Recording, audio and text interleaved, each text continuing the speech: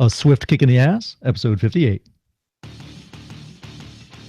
All big changes start with a swift kick in the ass. Join the journey of lifelong friends, John Curren and Tom Stewart, as they make conventional thought bend over and take a boot to the keister. Warning, listeners may notice a force equal to or greater than needed to get your ass moving. A swift kick in the ass, living life on your terms. Welcome, I'm Tom Stewart, and I'm joined with my lifelong childhood friend, John Curren. And today we continue part 2 in our series on gamification, and this is Grab Goals by the Short Hairs. Welcome, John. Well, thanks, Tom. Welcome. This is going to be a short episode today, but I think it's a very important episode because we're talking about goals. And I think a lot of people out there have trouble with goals. They don't really see the big picture, and that in essence, what goals boil down to. It's goals are something that's very broad, and they're not necessarily measurable or even tangible. You can't necessarily feel them, and it's something kind of like almost like a vision that you set your eyes on. It's the big picture view.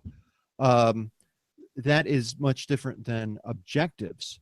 And I think that objectives are something that even if you have a picture of where you want to head, sometimes it's often difficult to kind of narrow that down to the specific tasks that you have to take to get there. I think many times too, like because you can't feel it and you can't touch it, you don't really know if you get there or not. Back when I was in college, I've always been an avid lover of music, but back in college, reading all of these, CDs were brand new back then, and they used to offer all these like liner notes. And I remember reading them and thinking, man, I just really don't know very much about the bands that I like and I listen to. So I started reading them. And you know what? Before I knew it, I actually had a lot more knowledge than I even recognized or that I even knew. I knew a lot more than my friends. So as you look at your goals, look at where you're heading, think about how you're measuring that and how you're making that determination of how and when you reach your goals. How do you know that? So, John, for this episode, I referred back to a book that I'd read a while ago by Brian Tracy, and it's called No Excuses, The Power of Self-Discipline. And within that book, he talks about 7 different points that you should make when you try to reach goals. I'm just going to cover them real quickly, and then we can talk about them. So, number 1 is decide what you want. Number 2 is write it down. Number 3 is set a deadline and be specific about that. 4, make a list of everything you could think about that you can possibly do to achieve your goal. Number 5 is organize your list by both sequence and priority. 6 is take action on your plan immediately. And number 7 is do something every day that moves you towards that major goal.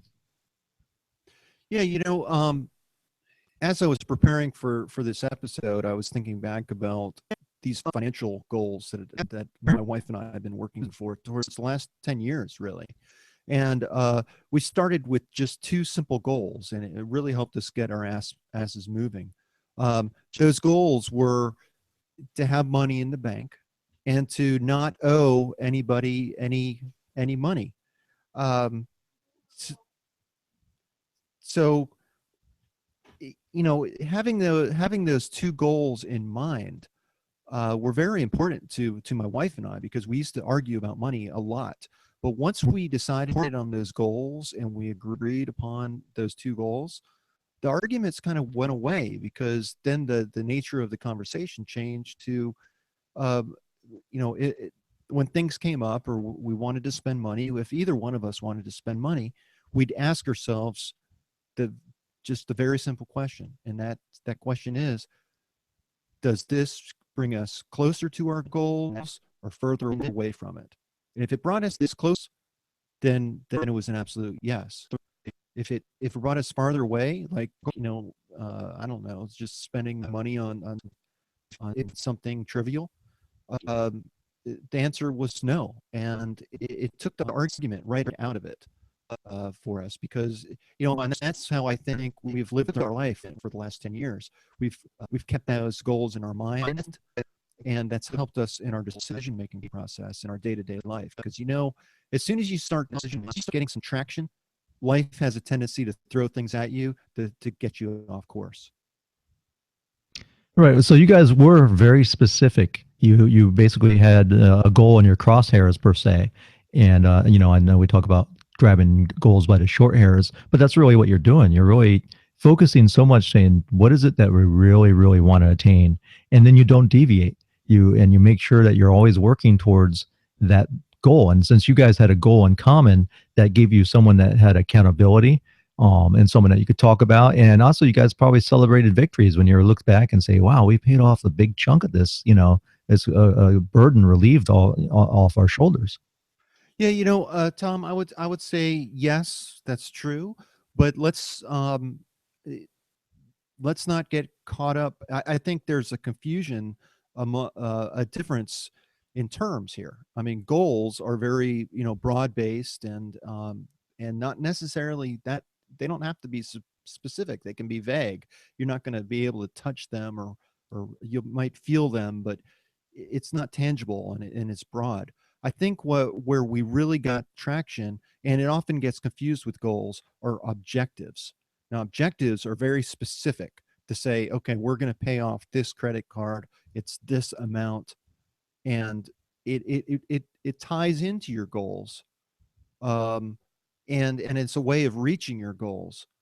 But I think that's where the objective are the day-to-day tasks that you have to make, and you can have many you can have many of them, and those objectives might even change because how many times have you gone down a road, and as you gain experience, like you think you want something, but as you move down that road you learn something that tells you, you know what, I don't think I want this anymore, and it takes you off track. But I don't see there's anything wrong with that because we're living and we're learning, and we're not perfect. And how else do you know what you want until you really get it? I mean, look at all these people out here in corporate America who devoted a lot of time, money, and effort to get a degree in college and get their dream job, only to find out that that's not really their dream job. That's not something they really want, and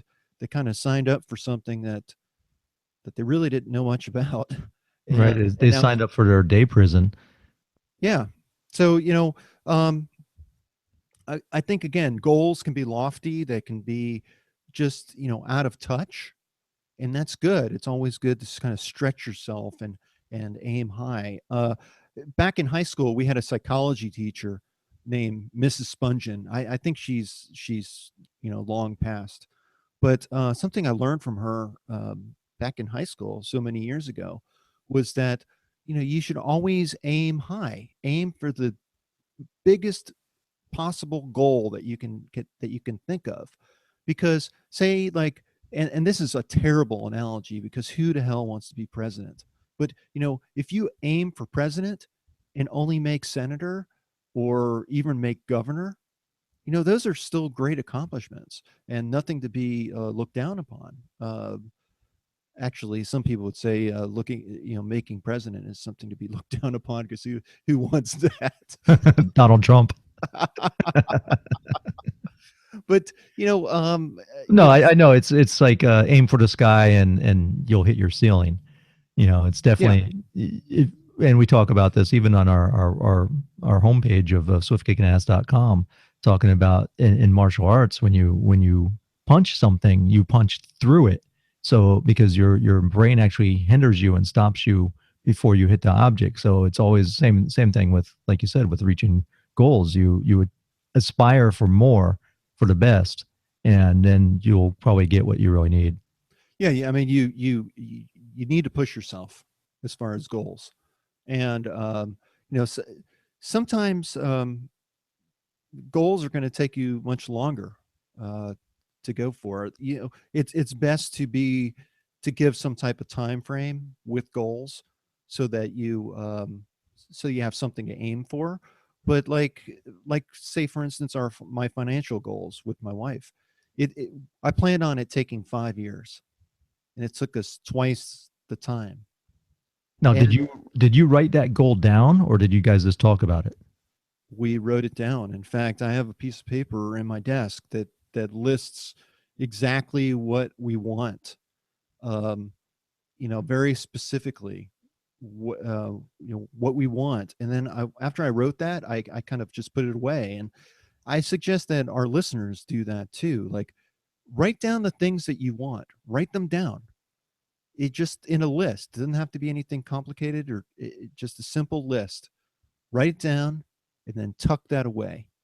And I guarantee that if you have 10 goals listed, without even thinking about it, you're going if you look down find that list a year later, you'll be amazed at how many items you've crossed off that list. Because when you write that down, it becomes real. It's just a piece of paper, but it's something that you can feel and touch. And your mind, our minds work in mysterious ways. And in your mind, when the simple act of writing that down makes it real. Yeah. um I've read that only 3% of adults have written goals or plans, and that those 3% earn more than the 97% of the others that don't have written goals. yes, yes. And this is not anything new. Dale Carnegie's Think and Grow Rich, which is a very very old book. um they That's really what got me started on writing down specific goals. This isn't necessarily about growing rich, but it is about setting goals and reaching them, moving John, forward. Yeah. now there's also, I mean, we live in an age where you have so many different aids. I mean, yeah, pen and paper is probably the best, but if you're someone that's really into technology, get an app. There's so many apps out there that can help you, attain your goals or keep you on track or send you daily reminders, hey, how you doing? And it's kind of like a set and forget, and then the thing just constantly pesters you. And the more you see this little app, saying, hey, checking in, seeing how you're doing, that's will help you and push you along your way. It's almost like having an accountability partner.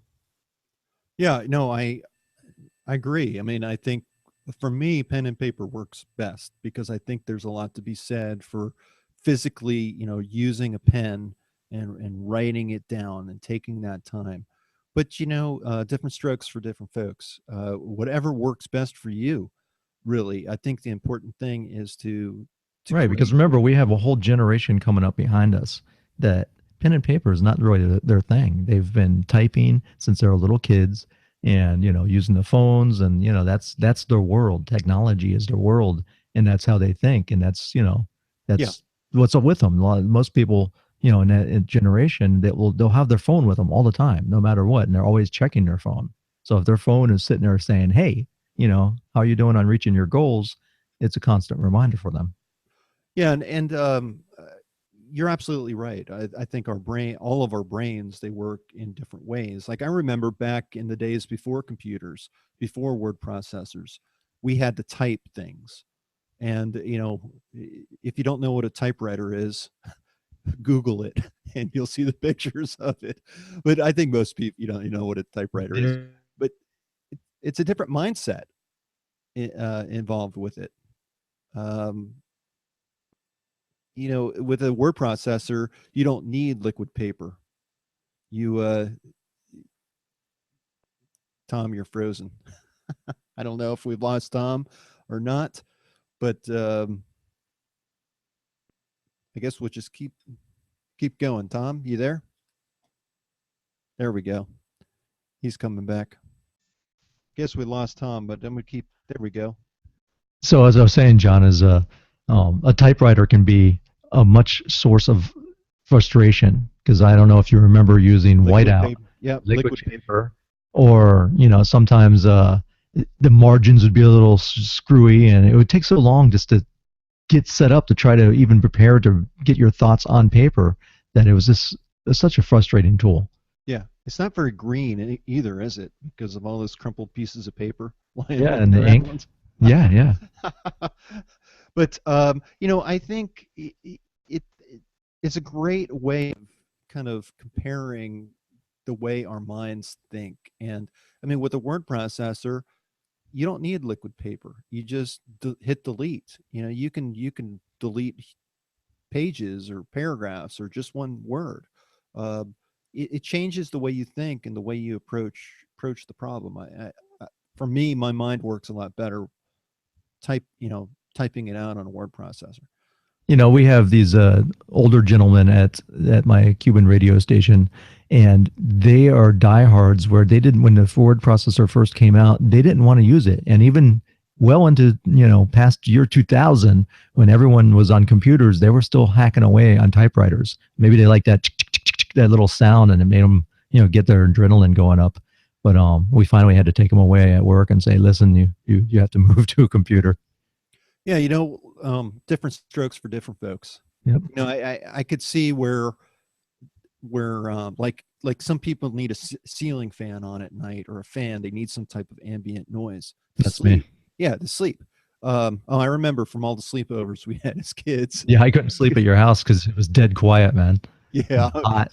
See, I'm used to dead quiet, and now I'm not so used to the heat. I mean, I go down to Florida and stay at my mom's house, and she has the air conditioning on at like 82 degrees. I'm like, you're killing me. You're nothing but your underwear pants, as my 5-year-old would say, and you're just sweating, and you don't even want to put a sheet on because it's like so freaking hot. Anyhow, that takes us away from the goals and probably gives our listeners a terrible vision. Um, there's a great acronym to use for that you can use for making goals and objectives more powerful. It's called SMART. Just think SMART. Uh, S stands for specific, M for measurable, A for attainable. You should definitely make it, even if they're lofty goals, it shouldn't be so far out of reach that you have no hope for attaining it. So being attainable is important. Like I want to be a rapper called Warm Vanilla Sugar.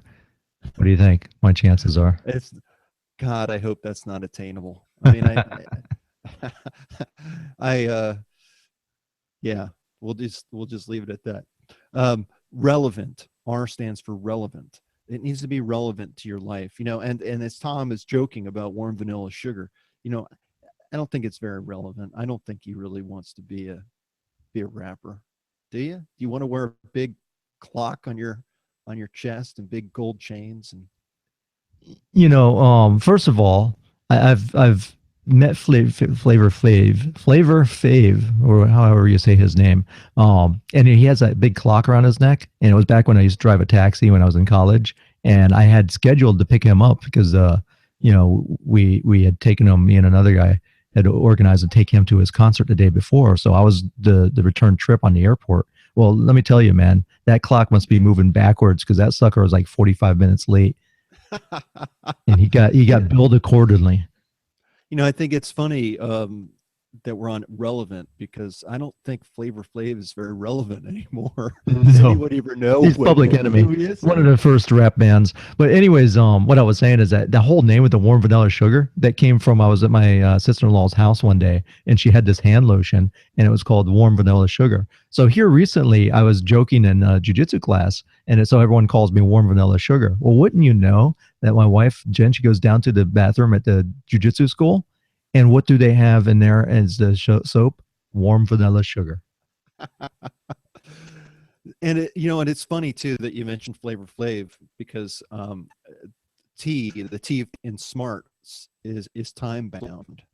And it has a big clock on a big watch on his chest.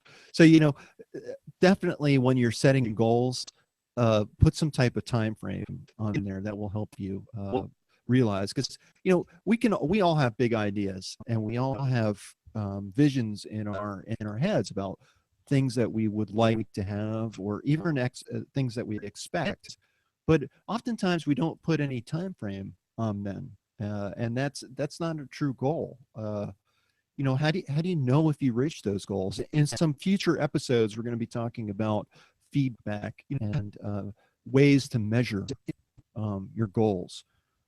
So we won't go into that much, but just remember that acronym: SMART: specific, measurable, attainable, relevant, and time bound. And that will help you make your goals much more powerful. And then once you have some powerful goals in hand, then you can start creating objectives, the day-to-day tactical things that you must do that are going to lead you to that goal that you create. Now, John, I think this works for someone that's stable and someone that's ready to work towards goals. The problem I think that why a lot of people fail in goals is they have something else holding them back. And we've talked about this in other episodes, whether it's fear, maybe you fear success, or maybe you fear what might happen if you try to, try something, or your fear of being laughed at. There's also addictions. People are addicted. We talked about pornography. That can take up a lot of your time that you should be, maybe applying towards your goal, and you spend your time looking at pornography. Or it could be TV, or it could be food, or it could be another person, whatever it is that's standing in your way. Sometimes you have to take care of that before you can move along and start to progress. Yeah, you know what? And on that same note, I think a lot of us get caught up and spend a lot of time thinking about things that are not necessarily within their control. So as you think about your goals, really give that some really deep, hard thought about, is this something that you can control, or is it something that's just beyond your control? If it's not within your control, why are you thinking about it? Why is it taking up your precious time? Um, if you can't control it, let it go. I know we're not necessarily talking about accountability today, but that's the other thing that Brian Tracy was saying. You should make a list of people that should cooperate and help you reach your goal. That might be someone that, is an accountability partner, or just maybe just putting it out there and letting other people know what you're working towards. And then when you see them, say, hey, how's that, that plan coming, or whatever it is that you're working on. And it kind of helps reinforce where you're going. Plus, sometimes they can help you. Maybe they open up avenues and make a shortcut to attain your goal. Yeah, also, if a lot of us we create goals that really don't necessarily have an end. Um, like playing Tetris. We mentioned Tetris. Tetris is a game in which you really can't win. It's just a constant challenge to yourself, and that's why you enjoy it.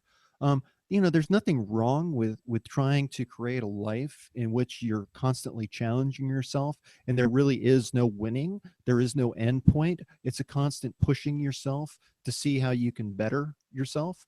Um, John, do you want to cover, since this is part two in the gamification series, why is this related to gamification? How did this fall into that aspect that we were talking about? well, go back to, I've mentioned my financial goals. At that time, that was probably one of the lowest times in my life. I mean, when you're up to your eyeballs in debt, it's it's it's a terrible way to live. And of course, not only am I saddled with debt at that time, but there were things that we really needed and things that my family needed. And I had no money really to get those things, like a mattress. We had this old 15-year-old mattress. I think it caused my wife and I a lot of back problems. Um, and it was terrible. So I had a list of things that I wanted in life, but I was also saddled with debt. So I had no way to pay for them. And I made a game. The way I got those things is I made a game of it. I made a list of the things that I wanted. I even wrote down how much I thought it would cost me to do.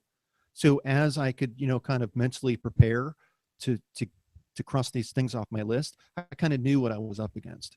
And what the game was is that I tried to beat that price.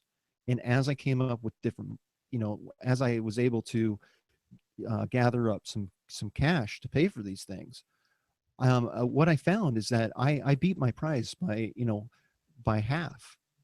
I mean, most of the time, it never really cost me what I expected it to, because I think I lowered my expectations, quite frankly, and I learned how to solve the problem, um, rather than being fixated on something very specific, like a certain name brand, or, something very specific. I was able to say, okay, what's the problem? How do I best solve it with the money that I have? And I think that skill is a great life skill to have. Um, but yeah, you can make a game out of this, and And plus, all games, you have to have a goal or a strategy in order to, reach your final destination, right? yeah, and recognize, there's a difference between goals and objectives and even strategy. Strategy is an approach to say, like, okay, um, if I'm trying to pay off debt, one strategy might be to increase your income, get a new job where you're making more money. But might also, another strategy that you could actually work in tandem with that is by reducing your living expenses. So you're increasing your income and you're decreasing your living expenses, and you're throwing all the extra money at your debt. I mean, that's what we've been doing for the last 10 years. Well, And think back, John. I know we're going to kick it back into the 1970s, and remember with Miss Pac-Man, right? And when our goal of that game, lots of time was just to see if you've got the first two rounds out of the way, all of a sudden there would be a little cartoon and it would show Pac-Man chasing around the ghost, and then he would come back. And then if you went further along, and this was Miss Pac-Man, I guess, it would show how Mr. Pac-Man and Miss Pac-Man met, and every couple of rounds you'd have something, so it gave you like a motivation to try to get to the next level.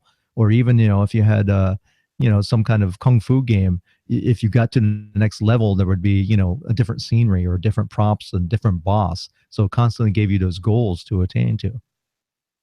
yeah, and I think we'll talk about that in future episodes about feedback. What that is that's a little reward for the players, that once they reach a certain, once they reach a certain threshold, once they reach a certain point in the game, you get this little reward watching little Pac-Man running around or something. It was entertaining at the time. Now I have a video that I wanted to play. It's just going to be audio from a video about goal setting. Do you care to hear it right now? Yeah, sure. All right, didn't want to interrupt your thought. This is found by Peg Leg Panda. That's a cool name on YouTube if you want to look for it. It's like, before you make your goals, watch this. There will never be a point in your life where it's the right time to do a great thing. If you're waiting for that perfect moment, that perfect timing, it's not going to happen. You know what you have to do? You have to create the perfect time and the perfect opportunity and the perfect situation. So a lot of people become comfortable. They stop growing. They stop wanting anything. They become satisfied. People getting ready to go to jobs that they don't like, jobs that are making them sick. You see, when you're not pursuing your goal, you are literally committing spiritual suicide. When you have some goal out here that you're stretching for and reaching for that takes you out of your comfort zone, you'll find out some talents and abilities you have that you didn't know you have. When the messenger of misery visits you, what are you going to do? What will keep you in the game? There are things that you think you'll never need to know, that you may only need to know one time in your life, but that could save your life because you had that knowledge. Unless you attempt to do something beyond that which you've already mastered, you will never grow. What is it that you looked at some point in time and you decided that you couldn't do it, that you talked yourself out of it? You're waiting on your next door neighbor to make it happen for you. It may not happen. If you're waiting on your mother or your father, they may be so ancient in their thinking that they don't understand this opportunity that you have. And if you're waiting on them, it may never get done. You don't beg average people to be phenomenal. You don't beg good people to be phenomenal. You just are phenomenal, and you will attract phenomenal. What reason can you remember that you can call on, that you can reach on, that can make you get back up? Find that reason. If you're not where you are, if you're not where you want to be, if you don't have what you want to have, if you're not where you think you should be at this particular place, it has nothing to do with the system, but it has everything to do with the fact that you're not making the sacrifice. I want you to make that dream become a reality, because if you don't, you will be working for somebody else to make their dreams become a reality. So, And John, that's powerful. I mean, that is super powerful. I really do firmly believe that if you always chasing after happiness, you are never going to be happy, because you're always going to be chasing it. That's why we talk about mindfulness, being appreciative of the moment that you're in, because none of us are guaranteed another moment. Be happy with what you have. Always be searching and stretching and trying to reach for things, but be happy with what you have. This is, this is a somewhat of a game in which we're constantly challenging ourselves, and there is no real endpoint. For each and every one of us, we all have the same endpoint, and we can't take anything with us when we go there.